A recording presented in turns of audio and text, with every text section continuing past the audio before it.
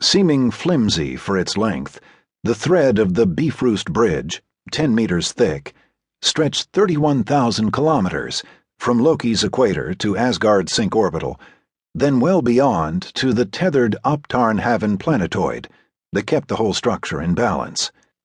Sky elves were by far the most efficient means of transport between ground and orbit, the key on every world of the Shichiju to remaking the planet into Earth's image. The 28-hour journey from Asgard to Midgard was made aboard a saucer-shaped L-shuttle, riding down the tether on one of 4 magnetic rails. Arranged like the planetariums of pre-Cephalink days, the shuttle's passenger decks had reclining seats for 100 people set in concentric circles beneath a broad dome, all comfortably padded and equipped with full sensory jacks. The passengers were provided with bodysuits that attended to their bodily needs and hygiene for the duration of the trip. The shuttle's library featured everything from elaborate participatory veer dramas to virtual banquets that, if they added no calories to the jacker's diet, at least left him feeling pleasantly well fed when he unplugged at the elevator terminus. Hunger, after all, like so much of human experience, resides in the mind.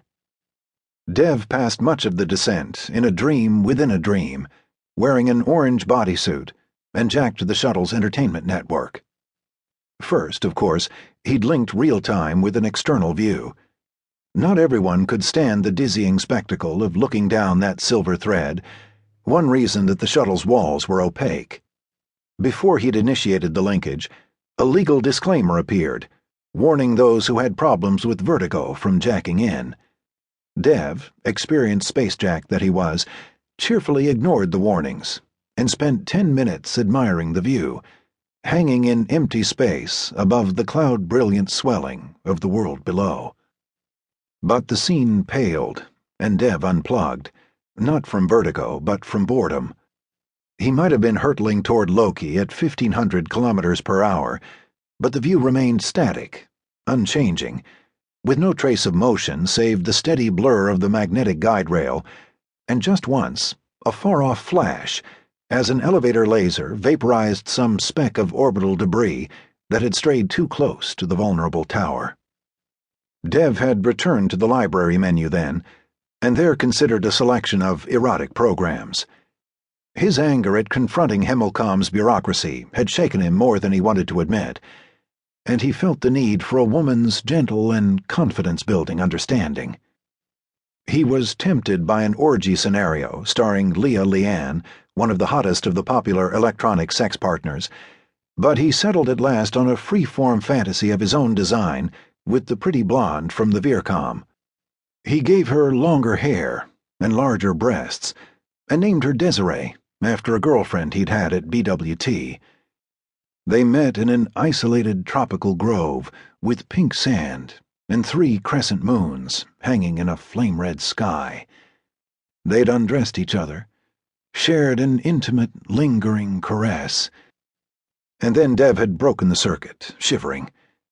Perhaps if he'd had a human wreckjack partner, it might have been different, but he found it impossible at the moment to become more than mechanically involved with a woman who had no reality at all outside of the shuttle's AI circuits and his own mind.